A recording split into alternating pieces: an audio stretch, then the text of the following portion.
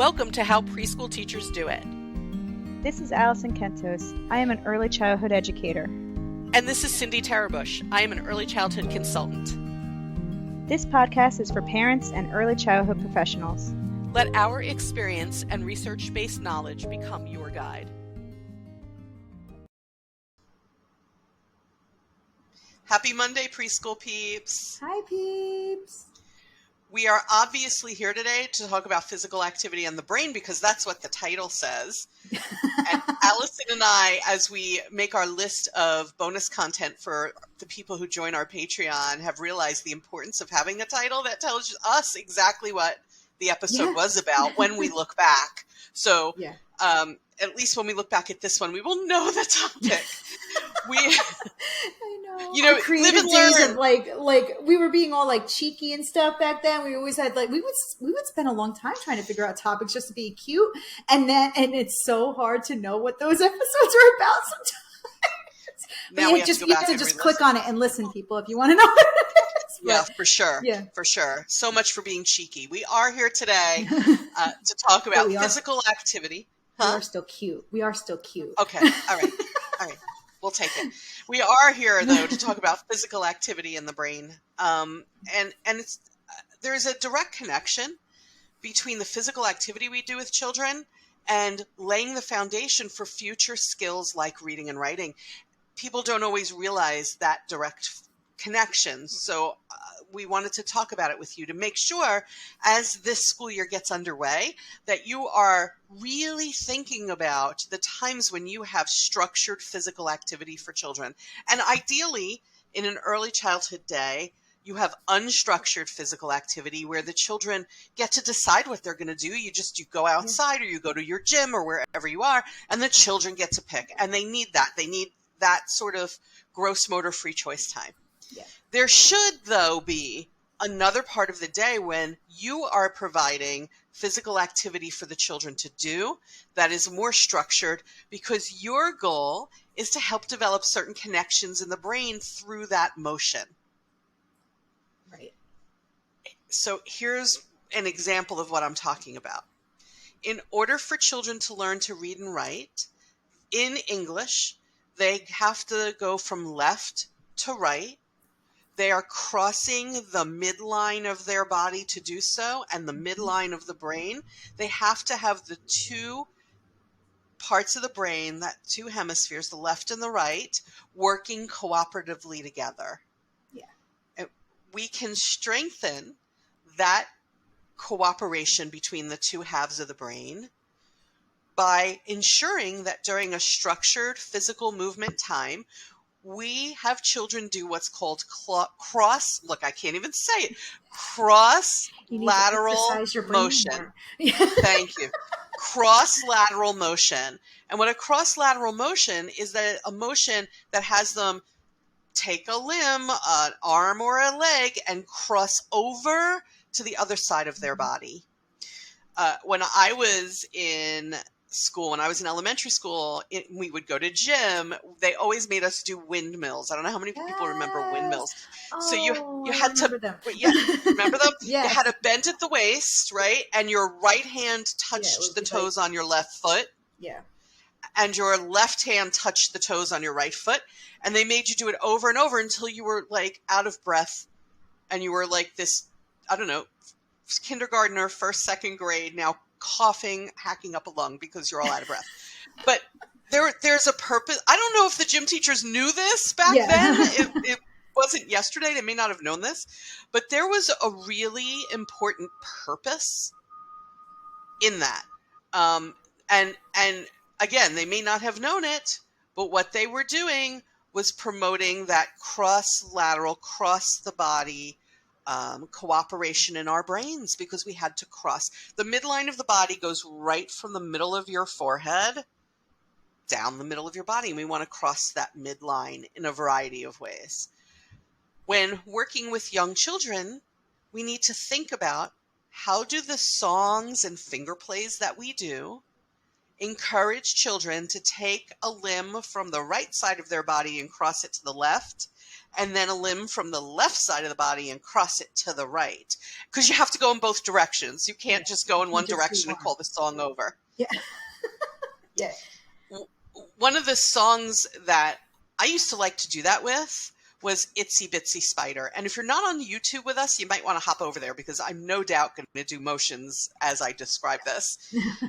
So you can look for us on YouTube to see what I'm doing. But when we do Itsy Bitsy Spider with young children and you're creating that sort of hand over hand spider right in front of you where you're connecting the thumb and the index finger and you're just kind of going back and forth, that does not promote development of the brain. Plus, young children can't do that. They just get all tangled up. It's hard for some adults. Like I had to just look at my hands in order to do that.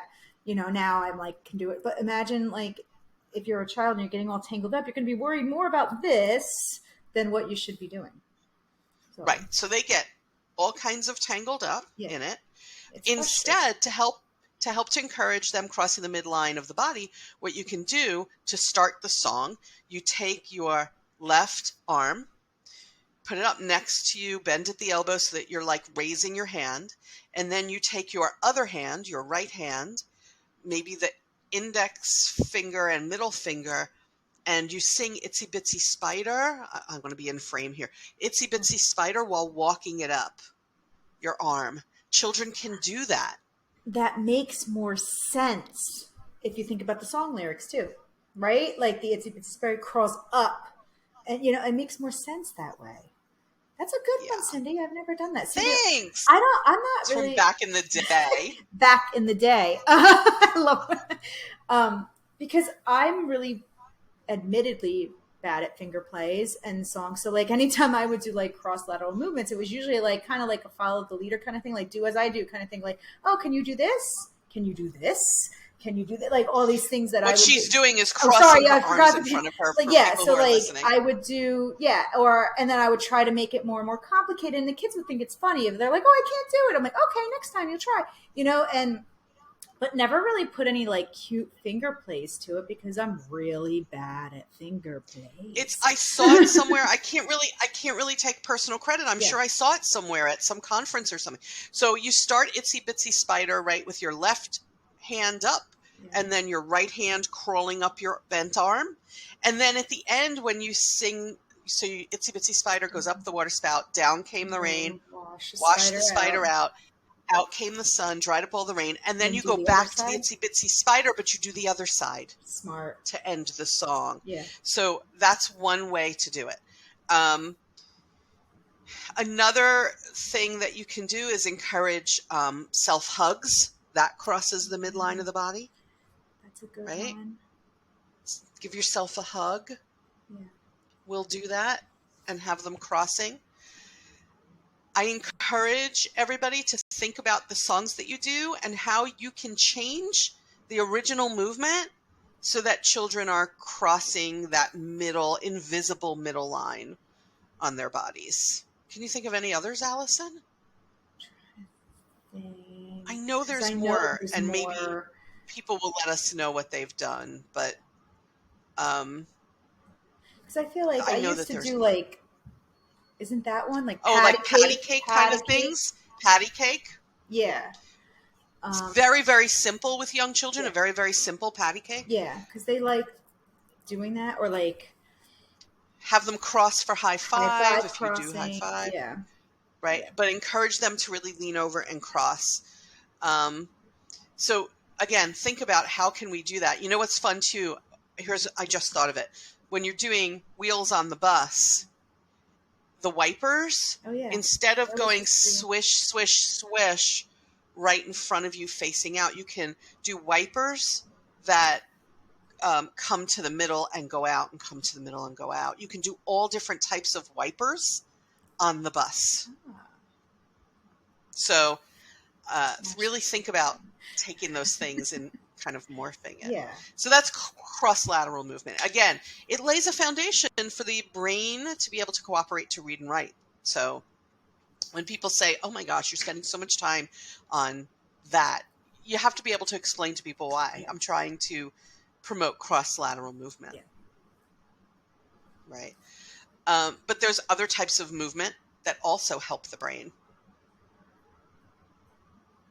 including things like the brain breaks that people take. Brain breaks are like really, really popular. Well, I think when we were kids, it wasn't called that. It was just, now it's got like a title and everything, and everybody knows it by the brain break. And I think brain breaks are really, really important, because I don't think we should be expecting the children to be sitting all that long. And I think that the movement allows their brain to have a little break and allows the information to kind of sink in, by giving them that break. And your body needs movement to function, and giving that brain break. It's true though, when you talk about sinking in, like, when do we process information? We process information when we're at rest, mostly when we're sleeping. Yeah. But in order for us to process information, the brain needs to not be actively learning in that moment. Yeah. So if we're being presented with new information, new vocabulary, new ideas, the children need a break for it to, what did you say, Alison? Sink in. Yeah, those the words. It needs to sink in. Like, I feel like if you're constantly giving your brain information, constant, how do you expect it to sink in? Because eventually it's going to be like, okay, I'm overloaded. Let me just get rid of that stuff. We don't need it. I need to make room for this new stuff coming in, and you have to give it a break to be like, okay, wait, let me slow down. Now I can almost like clear a clog. Like, okay, now I can go through. That was all important. Okay, cool. Now I'm not full anymore. I'm ready to accept more information. I now understand why I'll be working on something that takes a lot of brain work, and then I just don't give myself a break, and I get up and I go in another room and I can't remember why I'm there. Your brain is like, I cannot function anymore. I'm too clogged up. I don't know why. My brain is like, I don't know why you're here either. Yeah. But I think that's why so much of what we take in during the day is processed while we're sleeping, because your brain has nothing else to concentrate on other than like, okay, keep breathing and sleep. And then it could process all the information, move it into short-term, long-term, whatever memory it needs to go into, and get rid of all the stuff that it doesn't need anymore. That's why, but if you're waiting all day for it to do that at sleep time, there's going to be stuff during the day that's going to be like, you know what? I don't think that's important. I guess we'll just skip over that. And it's not going to be there to sink in during sleep time. I mean, well, what basically happens when children have a processing disorder? Yeah. What basically happens is that information enters the brain, and there's usually a straight path to things like short-term memory, long-term memory. But for those children, that path is interrupted with a detour. Yeah. It's kind of like when you're driving, you take a detour, and then sometimes you get lost and you never get to your destination. Right. That happens sometimes for people who struggle with processing. And sometimes you take that detour and it just takes longer for the information to get where it's going, which this whole processing thing could be a whole other maybe bonus content we do on Patreon. Jot that down, Alison. I think that's good for bonus content. Yeah. So I think what happens when, probably like Alison is saying, when we don't take that break and let the path take its course, it's like being stuck in traffic. Yep. The information you're being given is like stuck in traffic, and it can't get down that path. You're right. Those brain breaks weren't always called that. When I was a child, those brain breaks were like those brain breaks were like they need to move. They're rammy, so let's just get these kids out of the seats. That's what they were called. Yeah. I don't even remember doing any kind of activity like that. I remember sitting at my desk, and maybe you got to move around the room, but not like the way we do it now, where you have like these dances. Like we would do like whole like dance things, and like there's all sorts of stuff out there, all these like exercises that you could do with the kids. Like I don't remember doing that when I was in elementary school. I remember we had phys ed class. We had recess. I don't remember like in the middle of the day, the teacher like, hey, let's exercise so that we can relax our brains. Like, no, I don't remember that. I don't remember, honestly. Probably not. And maybe it was my favorite teachers who would let you get up and move. I don't know. So cross lateral motion, right? Brain breaks. Also motion that connects the the pathways from the front of the brain head to the back of the head. We want not only cross-lateral, but in the same half the brain to be connecting back and forth. So one of the things that I tell people often that we've probably mentioned before is that it's not true that children can't climb up a slide. Oh, yeah. They certainly can climb up a slide. It's the adults spotting them that makes the difference. Yeah. And right, it's a safety issue if we're not right there with our hands right on their backs, like spotting them. So, but actually that motion is really important, because when you think about climbing up a slide, that's both hands and feet moving a certain way to connect to do a back and forth kind of motion that a lot of the children don't experience on a regular basis now, because in many places you don't find swings in commercially built or school built playgrounds anymore. Swings were great for that sort of back and forth because of how to move your body and your legs. Right? Yeah. Right. Pumping your legs and all that stuff. Children experience less of that now.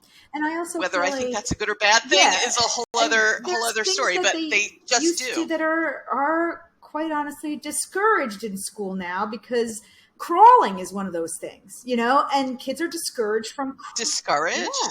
Well, I don't know, like older kids, because we used to, in gym when I was a kid, we used to do crab walking. Remember that? We used to do crab walk. Oh, yeah, I do. Crawling. Yep. We used to do army crawls. And I think it was more we don't want the kids crawling on the floor because it's dirty kind of thing happened. They stopped that? Yeah, they don't do a lot of that anymore. No. Unless they're doing some sort of obstacle course. I've seen that in phys ed class where they're doing an obstacle course. They have to crawl through a tunnel kind of thing. I don't see them doing the cool stuff that I remember doing when I was a kid, was the crab walking around. We used to play crab walk soccer and things, because that would promote. We had scooters too. We had these scooters. Yeah. That you would sit on? Yeah, and you would roll around, and too many kids got their fingers rolled over, so they don't do that anymore. Everything is this, no kidding. Yeah, and it's all because of some weird thing. I wonder if we have preschool peeps out there now thinking they do that in my kid's school, my child's school. I think it's certain schools. I think at my school they had the scooters, they did that, but I don't remember doing crab walking or anything. Although I'm not always in there during phys ed either, so but I don't know. I don't know. There are also probably people in other countries saying, boy, those people in the United States are afraid of everything. Yeah, we are, because we're a very lawsuit country. Yeah. So yeah, but see, when I was in second grade, we used to play hockey in phys ed with a wiffle ball. All right, and this is what we did, and the wiffle ball actually scratched my whole eye, and I had to have this whole thing. I had to wear a patch in second grade, and so now I didn't know that about you. Go ahead. I have so many eye issues. But the only thing they said, my mom never threatened to sue them or anything. The only thing that the school took upon themselves was, we'll wear goggles when we play wiffle ball hockey from now on. And now, if you live in this town, Rockaway Township, where I live, you now wear goggles when you play certain sports in phys ed because of me. I think they still do. Wow, Allison. Yeah. What a legacy you have. I have left a legacy in the New Jersey school system. Yes. Wow. Yeah. But see, back then, little known facts. Then it was never I'll sue you. Or my mom was my mom didn't even ask them to pay for my medical bills. Now, if that happened today, though, you would never play hockey ever again in phys ed. That'd be the end. It's little known facts about Alison Kentos. I know. That's yeah. And it's not a good legacy to leave behind. It's ridiculous stuff. Okay. I think it's a great legacy. The kids should be wearing goggles. Yeah, but back then they didn't have those sports goggles. They bought the science goggles. Remember those? That was because of me, guys. Yeah. Yeah, if you live in this state, it's probably some sort of state law. It should be named after me. It should. It should be the Kento schooling. Wow. Okay, then. There you go, guys. We've learned a lot about Allison anyway. I don't know. Not stuff that you want to know. Movement. Yeah. No, I really did. I really do. All right.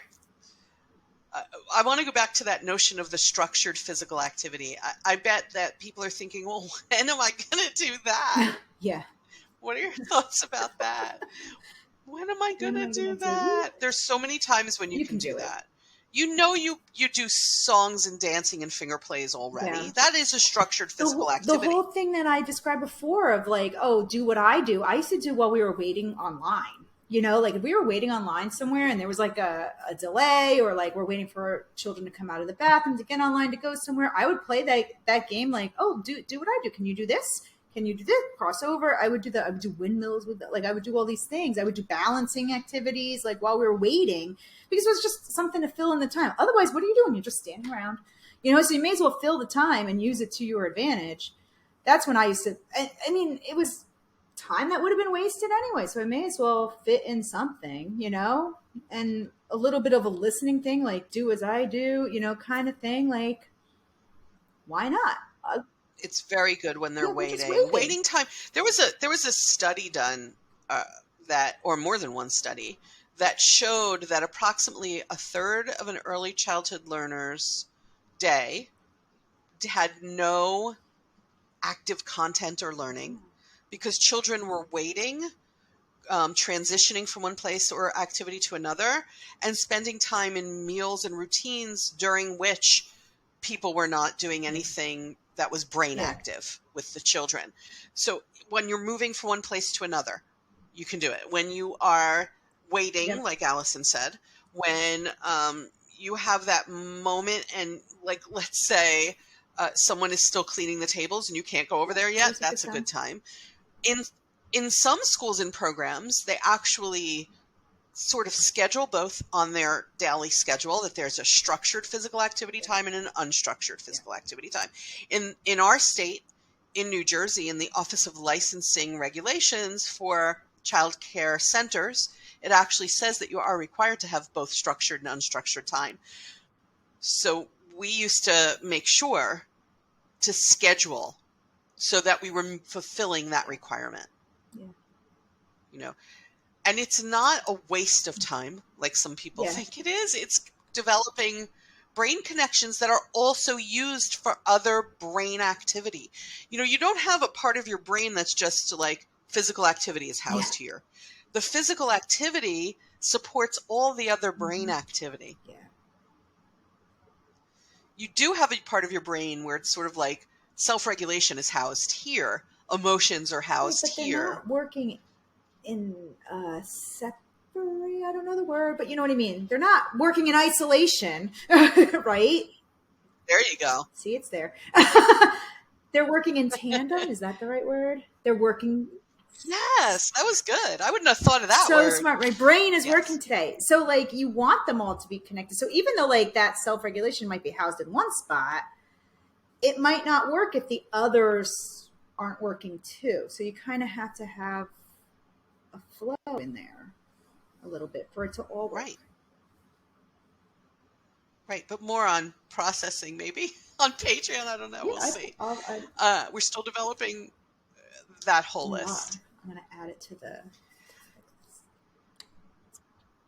And if you're thinking, Patreon, what is that? It is a way that creators like us help to support and expand our work, but provide perks to our listeners.